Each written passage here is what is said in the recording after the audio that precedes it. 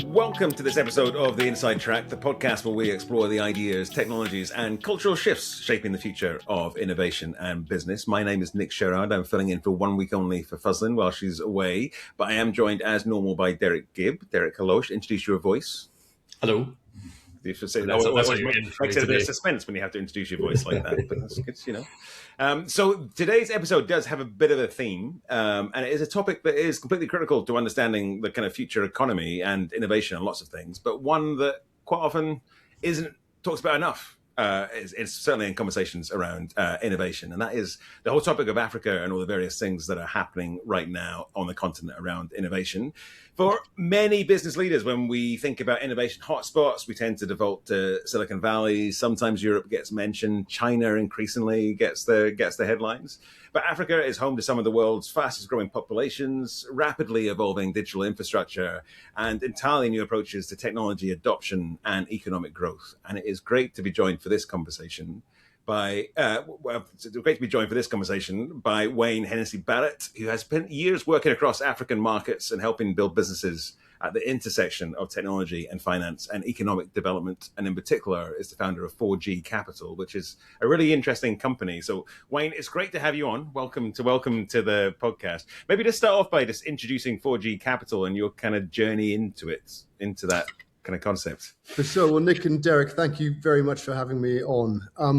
It's a real pleasure. 4G Capital is a fintech lender operating in East Africa. And our mission is to grow business with capital and knowledge. So we provide very small working capital loans between $50 and $2,000 and exclusively to businesses, very small businesses. But we blend that loan with enterprise training. So our customers get the knowledge as well as the wherewithal to build a better business. And we've been doing this now for 13 years, began in 2013. Same basic premise, very, very consistent product delivery. And in that time, we've loaned just over $1 billion now and served almost 800,000 small businesses in Kenya and Uganda. And by World Bank metrics, creating over 1.4 million jobs. And we've really just got going. We've really barely begun.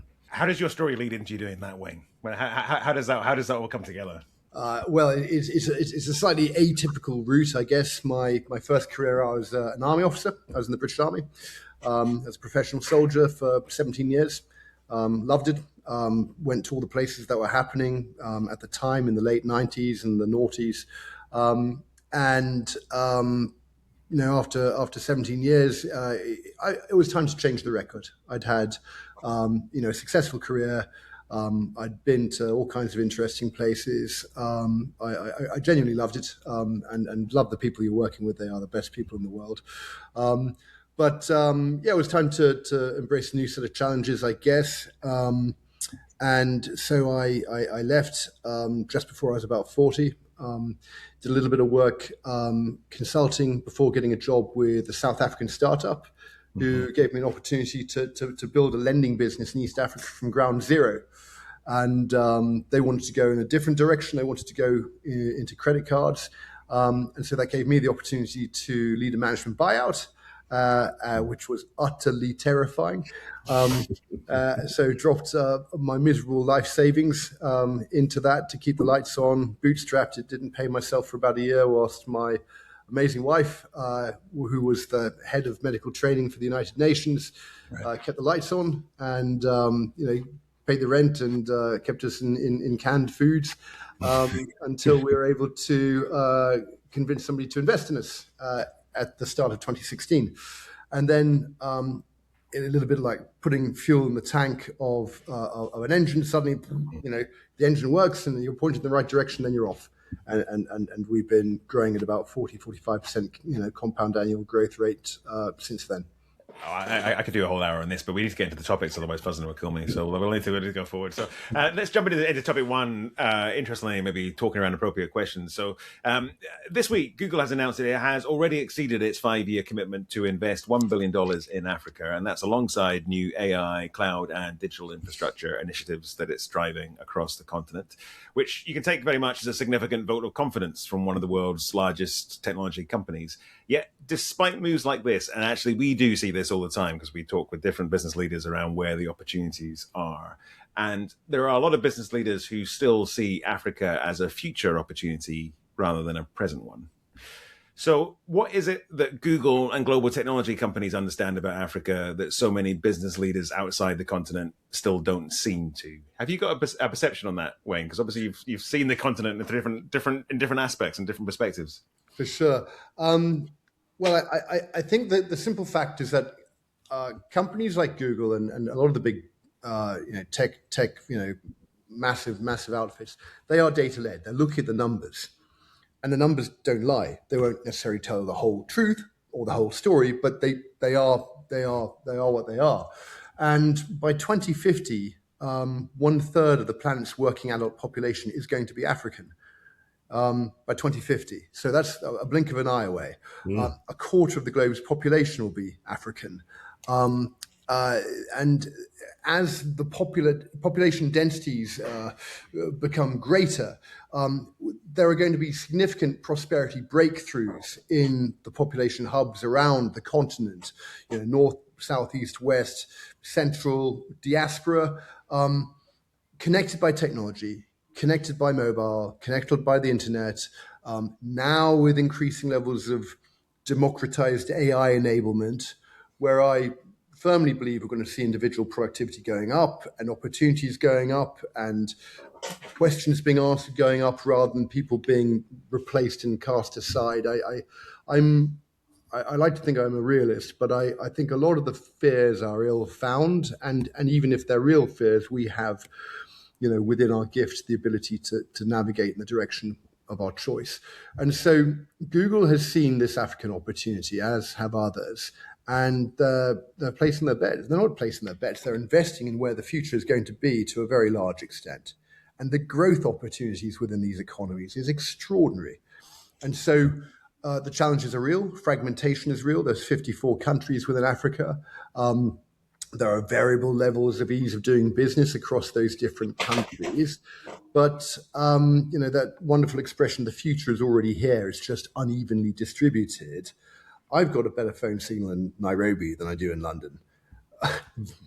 Constantly. I've got 5G access all the time. I can stream a movie in the middle of the Masai Mara using the local cell phone system. It's as cashless an economy as you want it to be. We can send money by SMS using mobile money, M-Pesa. Enormous triumph. And that's been going since 2009. So there are real, really strong opportunity vectors within the economy.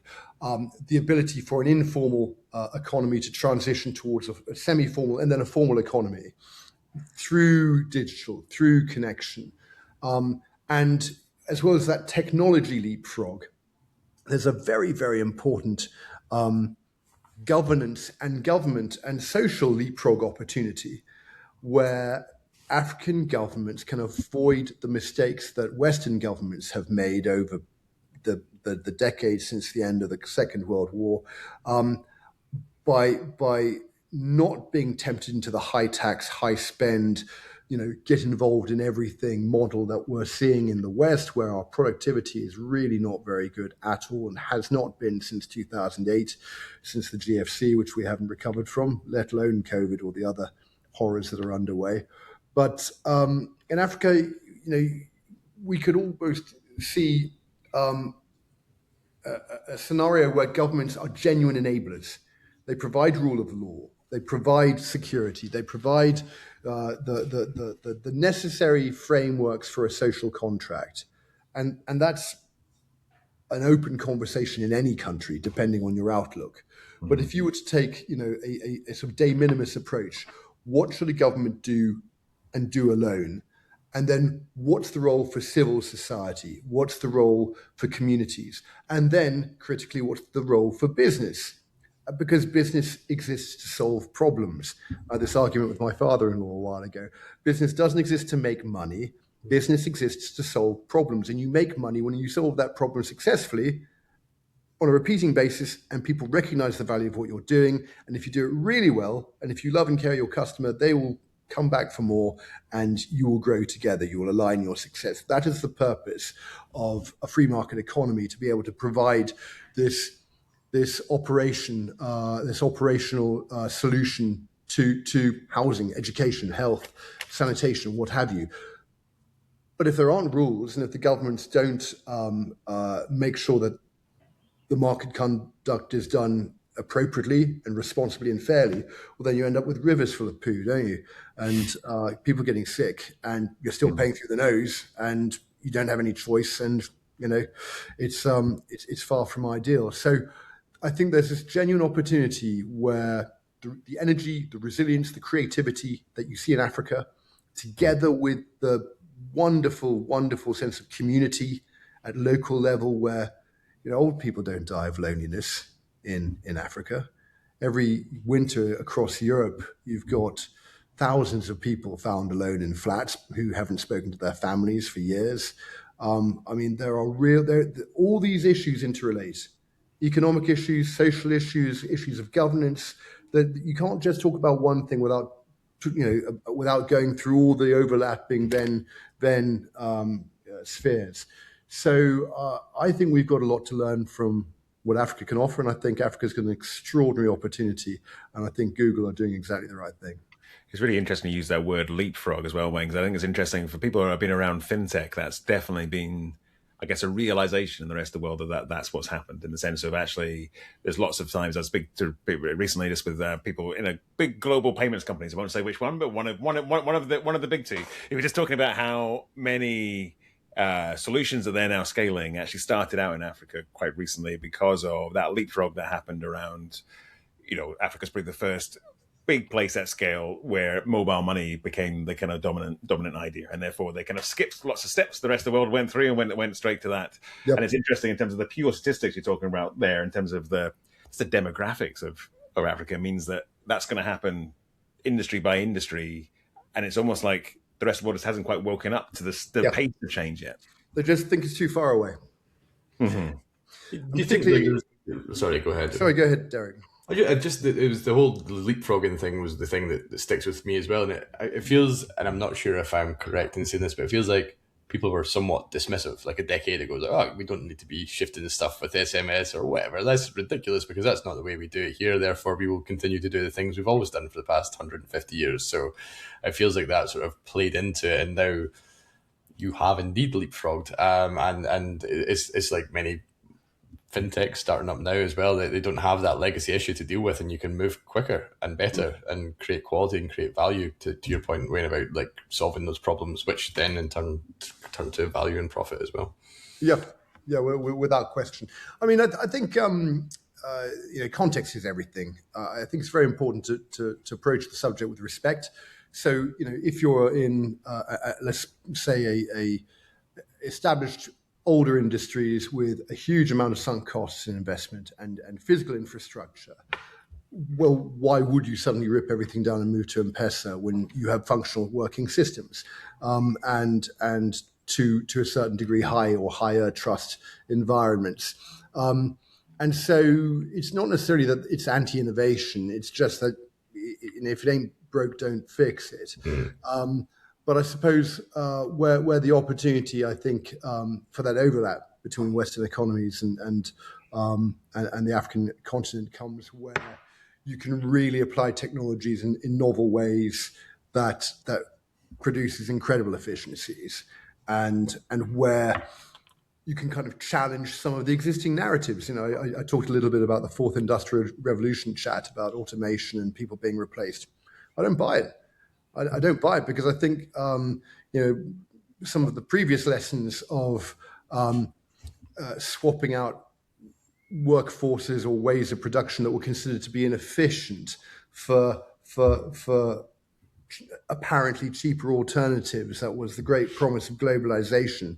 And I think if you were to net it off, I think the social costs and the ultimate cost to state of having people who are disenfranchised from the workforce and the economy, and then all the other sort of blurring of edges that goes with that. What was the real efficiency and who benefited at all in the end? So I think that you're already seeing pushback against data centers and people worried about water usage and things like that because of this fear of displacement. Graduates or undergraduates in universities, protesting against AI, and this is, I think, troubling. I think we have it in our gift to say no. We can choose the direction of the progress we wish to take, and we can say that this AI is going to be applied in this way that will make people enriched, more productive, have more fulfilling lives, move away from dependency, move away from being sedated by the distractions of the day, and actually give people agency, give people the ability to work, give people the ability to stand on their own 2 feet, and to celebrate the dignity of work. I mean, the United Kingdom was traditionally one of the most entrepreneurial countries in the world. Now I think that we kind of need to get a spark of inspiration from my customers who don't have an alternative. They're entrepreneurs because they have to be, and they are absolutely amazing. Predominantly women. Some of them living on $2 to $5 a day. Others, actually really quite well off because of the fruits of their labor and because they have learned the skills to buy and sell and to live within their means and to invest wisely and to save and to get into good financial habits. And that's the basis of building a family anywhere in the world. Let's pick up on that, actually, because the next topic I want to talk about is mobile. And it's interesting as well, when I'm not sure that all listeners from all parts of the world would understand how important mobile has been, I guess, to lots of the things that you deal with day to day. So I kind of weigh into this, and our kind of topic for this week is that the latest GSMA figures show that mobile technology contributed around $240 billion to Africa's economy in 2025, and they project that figure to move to $290 billion by 2030. To some extent, I think mobile tech in Africa hasn't really been about connecting devices like it has been in the rest of the world. It's been about helping people move into the economy in lots of ways. It's interesting. I'm not sure that's all widely understood, but what does tech-enabled bottom-up economic growth actually look like on the ground today? And what's the role of mobile in that story? Mobile is fundamental to that story because mobile is the bearer of mobile money. So mobile money means you can buy and sell goods literally by SMS, effectively. Your mobile money, your mobile phone number is your wallet. And Safaricom, M-Pesa was kind of the pioneering force in this back in 2009. It was the concept was originally put together by British engineers and it received quite a lot of UK DFID funding to get it moving. And then it was very, very effectively taken forward by Safaricom, the Kenyan telco. And that has spread, and it is pretty prevalent across sub-Saharan Africa now.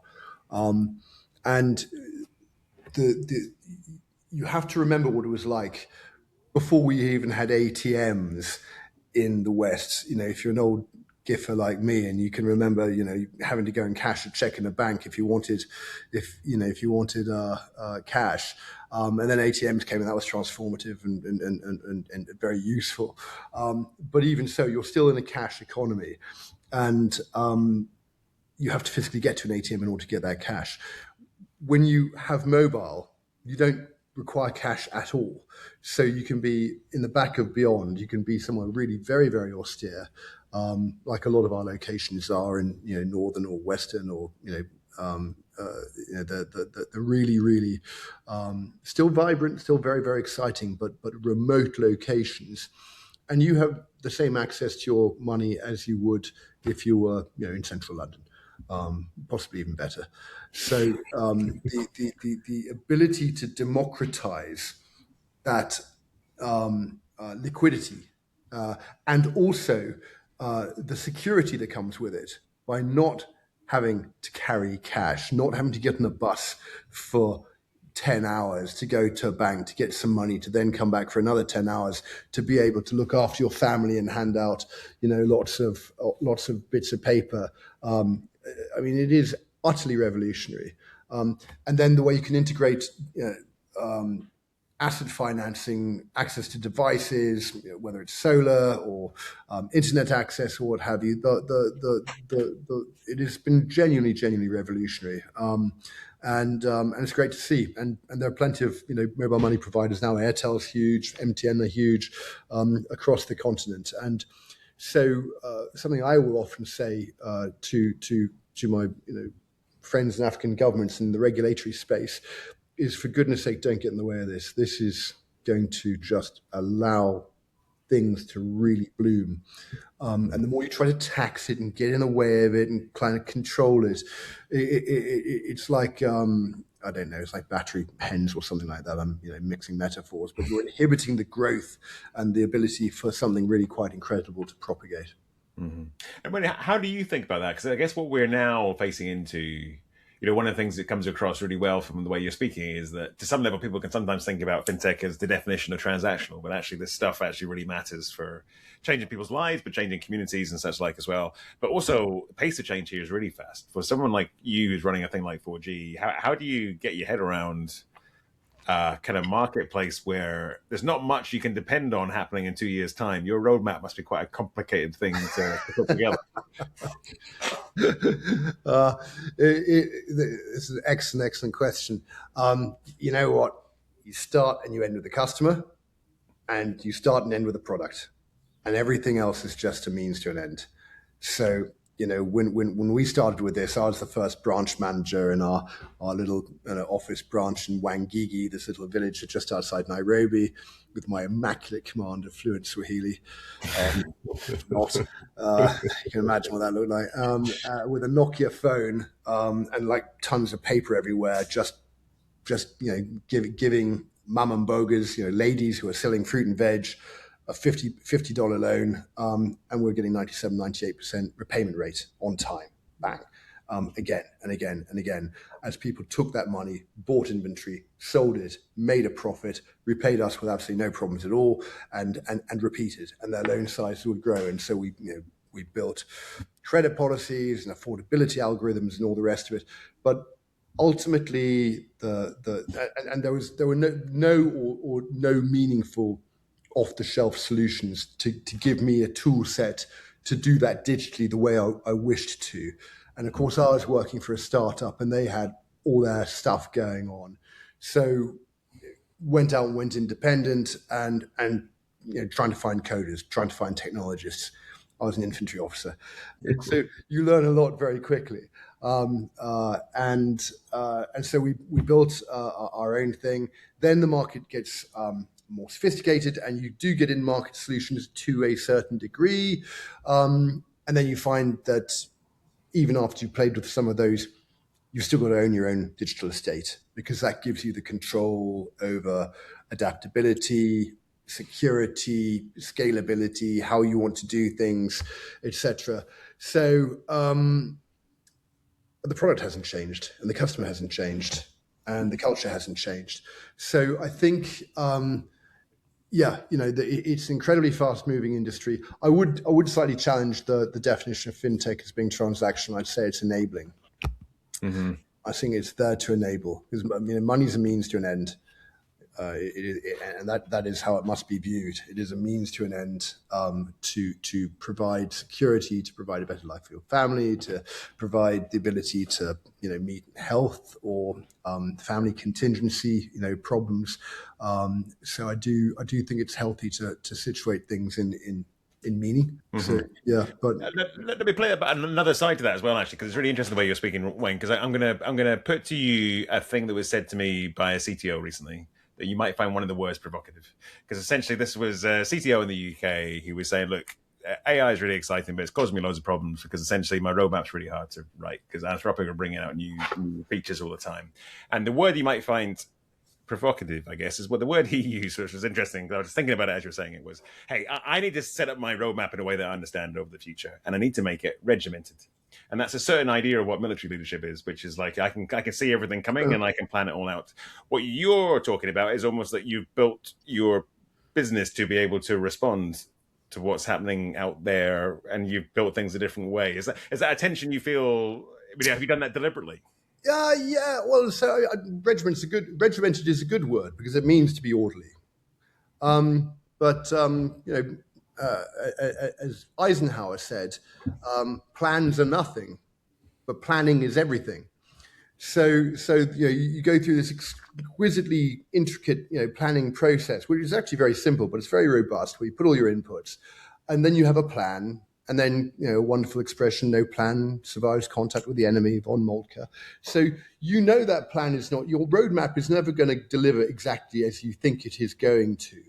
But the fact is that you have come together as a headquarters team, you've synced up, the teams have gelled, you're able to evaluate people's productivity and capability, and therefore hold people to account as to whether their releases are going out on time, whether the testing is working, whether the stuff works or not, your downtime. So in the process of doing this, you are building an efficient delivery organization in its own right. And then you can respond to the market as you must.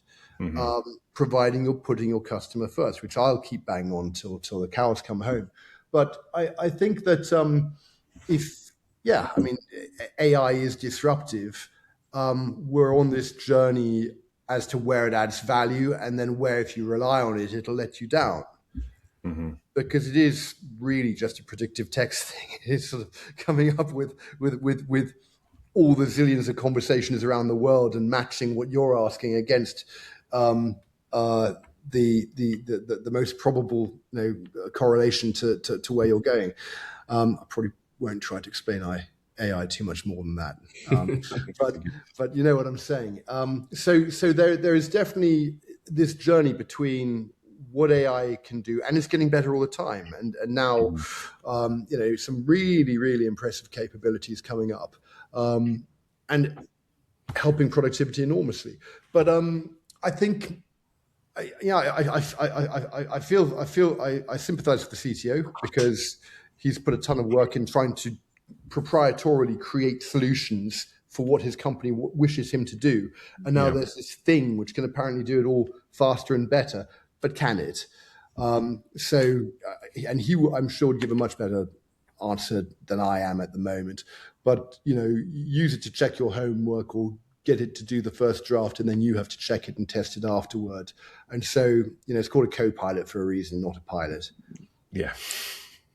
I've got a very basic question. You talk about customer being the sole focus, really. That's where everything is putting all your efforts towards the customer. We talk in the UK and wider with customers, rather organizations, about the digital skills gap for their customers. So financial services, closing branches, for example, and assuming that everyone in an older generation, for example, maybe wants to go mobile.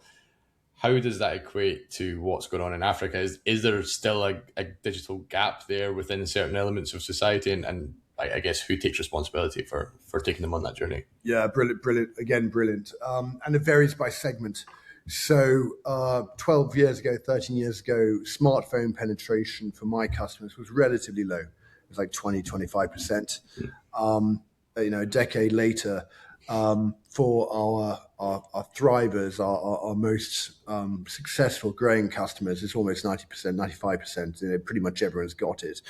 For some of our lower income, whether they're older or their circumstances are just that much harder, or they just can't afford it, there's still a lot of feature phones. So we keep an SMS USSD channel very much as part of what we do, because the vision is to democratize wealth creation, which means don't leave people behind. And so the branch closure thing, to demand that, sorry, Granny, you've got to be able to run an app whether you like it or not. I'm not sure how customer centric that really is. We're a fintech, but we have, a touch tech. We have two products. The touch tech product has human physical relationship officers who are on the ground and provide a VIP service for the customers. The other one, which is a pure embedded finance, where we will partner with distributors, and that's a pure fintech product, which is really interesting, massively scalable. But I think the point is that you've got to you've got to do what's most effective for the customer, because then that customer will be loyal to you, because it is a competitive market. So yeah, I think you have to kind of move with the market. Okay, so let's head into topic 3, which is really a question in some ways about the kind of strength of fintech in the show notes, which is around Reuters recently reporting that banks from across Africa are quite aggressively expanding into Kenya, attracted by its digital banking ecosystem and mobile-first financial infrastructure. The competition is quite intense. It's interesting with both sort of companies from elsewhere in Africa coming into Kenya. Their response from the Kenyan companies being really interesting too, in terms of competing for the customer. As a result, Africa has always been a market for innovative fintech solutions. Increasingly, it's kind of a lab for homegrown fintech innovation of all kinds. I was saying earlier, you hear constantly now across the wider fintech world, people scaling things that have started in Africa in different ways. What can the rest of the world learn from the pace of innovation in fintech in particular in Africa?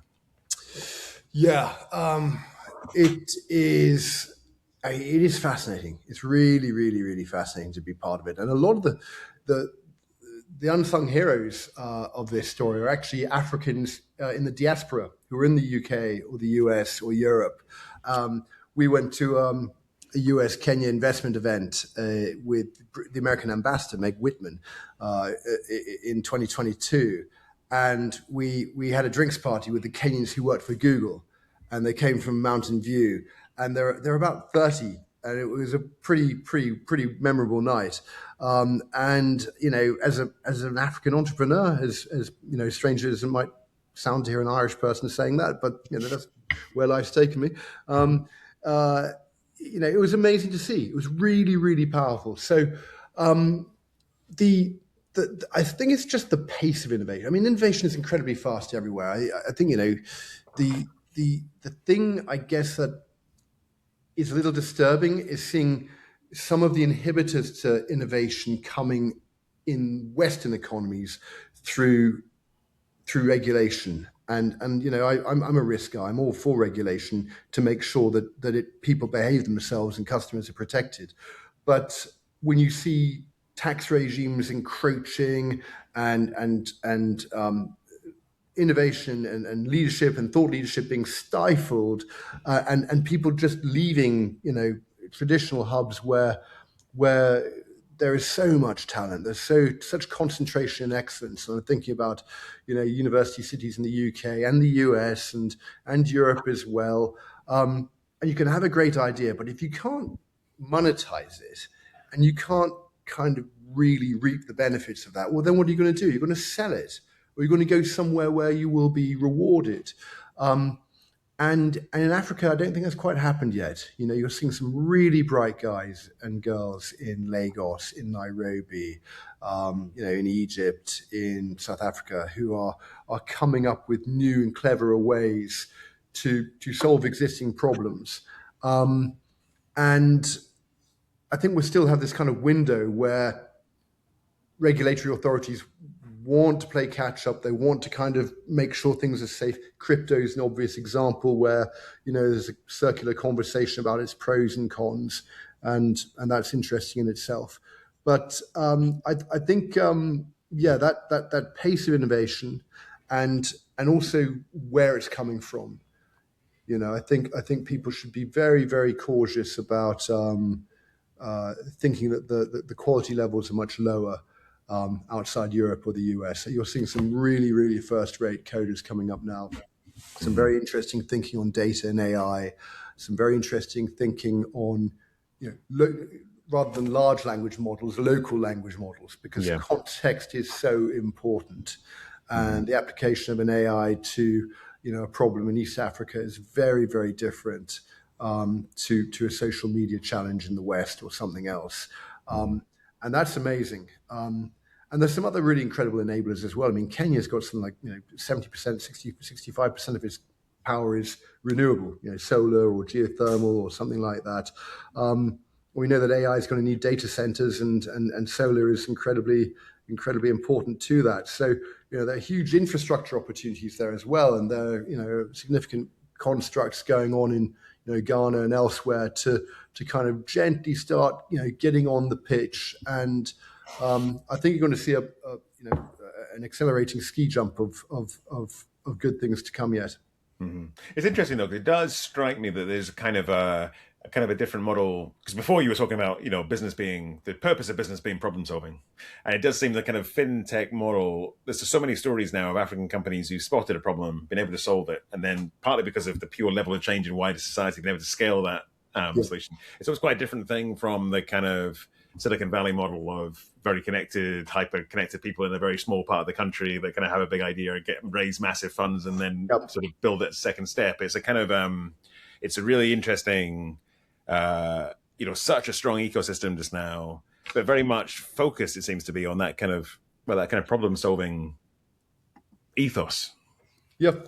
Yeah, 100%. There's a friend of mine who was a very, very effective capital raiser, Victor Basta, and he put together a very good podcast about African businesses. And he'd begin to say African businesses are some of the best in the world because they have to be. Yeah. It is a challenging environment. There's all sorts of frictions and hurdles, and it's not really a place for the faint-hearted, without being melodramatic about it. But I think some of the problems are so much more pressing. So if you can build a sustainable solution to one of those problems, whether it's financial inclusion, working capital, scaling, business skills, what have you, in a way that becomes self-sustaining, that's very resilient. And actually, a lot of those fundamental problems that we're solving, in Africa or whichever part of it, those are global problems. They really are. And so I'm very clearly of the mind that we've got an African solution to a global problem. The finance gap for micro and small enterprises is $10 trillion, according to the World Bank. $10 trillion.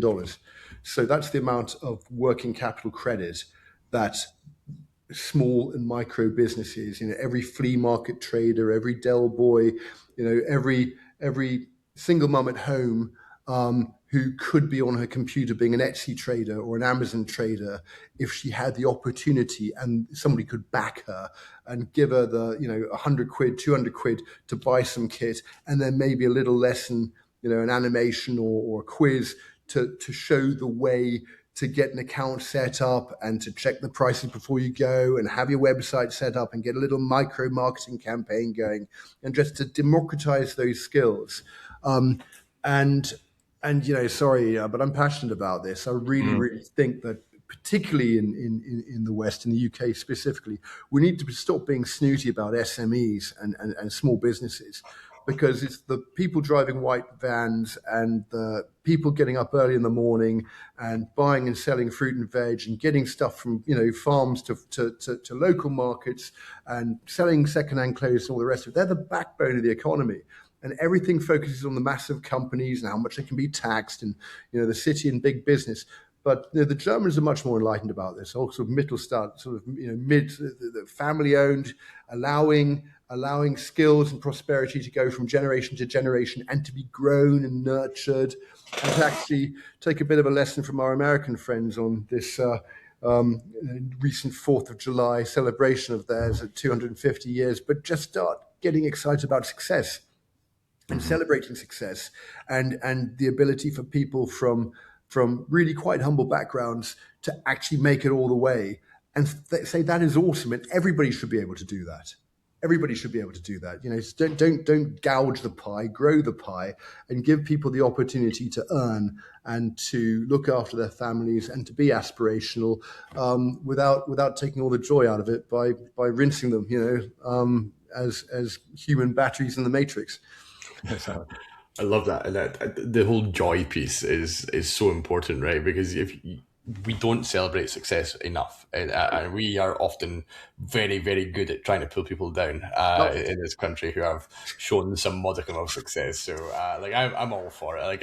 I do like that, the USA attitude to these things, like being loud and proud. I think there's a lot to be said for that. And as you say, if an entire continent is allowing a platform for small enterprises to grow, why should we not also be doing it? It just seems absolutely ridiculous. Let's do it. I just got a few minutes with you all together, so I'll just ask the final question in case anyone's got anything they want to call out. So we always finish by giving people an opportunity to call out anything they found inspiring this week, which could be music, film, TV, design, a book, something that happened. But did anything strike either of you as inspiring this week? Well, Derek, you go first, and I've got more time to think. My spots always seem to be going back to the World Cup, and I had been supporting Cape Verde until they came up against Argentina, which is the team I drew in the sweepstake at work. So I've disavowed them. So I'm easily swayed with a microtransaction of probably about 50 quid if I win. But so no, I actually went complete opposite direction this week. I started to reread a book that I read when I was at school, The Count of Monte Cristo, which is like, what was it, 200 years old, nearly. But it's just like I'm not inspired to go out in a vengeance spree or anything like that. But it's just, I guess, something you can build something that's so lasting, and something that's still easily translatable if you do it well. So like what you're building, is that something that will stand the test of time? Will it be there, or is it going to be one of these flash in the pan AI things where suddenly you've built a thing that's not actually solving a real problem? I guess it's that the lastability of quality is kind of where I was at with that. Yeah. I'm nowhere near finishing it, by the way. Like, it's like 1,000 pages. I've read maybe the first chapter. Just by pausing there, you managed to downgrade yourself there, Derek. So you need to take more of this this attitude to yourself. Just you were saying, I was just talking about. Do you see the last week? Talking about the Silicon Valley model of innovation. The people that have, I can't remember what it's called, but it's $7,000, and you can buy a robot that can only fold washing. God, yeah, you shared it with us. Yeah, it's absolutely insane. Literally, it just folds washing. That's the only thing. The $7,000. But anyway, I'm not buying one. I'm definitely not buying one. Well, I was very happy to see that the US government hit its target for the 4th of July for getting small modular reactors moving forward. Not much press here, and reluctant to move into the political sphere. But I think in terms of actually looking at a return on a technology that's proven, that we know, because a small modular reactor, this is not new. We've had nuclear-powered ships since the 50s, and it's basically a kettle. And there is so much science around doing this safely and at scale. I think that if we can actually start scaling sustainable power and getting us off hydrocarbons and the effects that has for cheap power and everything that's good that comes from that, I think that is really exciting. And I hope to see some British companies kind of making the most of that. At the moment, we're looking at Koreans building reactors in the UK, and we invented the wretched things. We should be net exporters of this technology. It all comes back to our attitude to success. Can we just do something well and then keep doing it and enjoy it? Absolutely.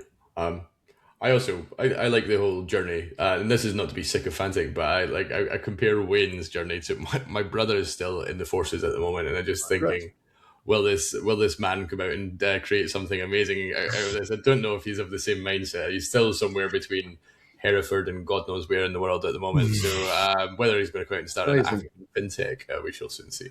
Well, look, it's the most fantastic job, and just as long as he keeps enjoying it, keep going and take care. And he's there for about 15 years. He certainly seems to be doing okay and enjoying what he's doing. Amazing.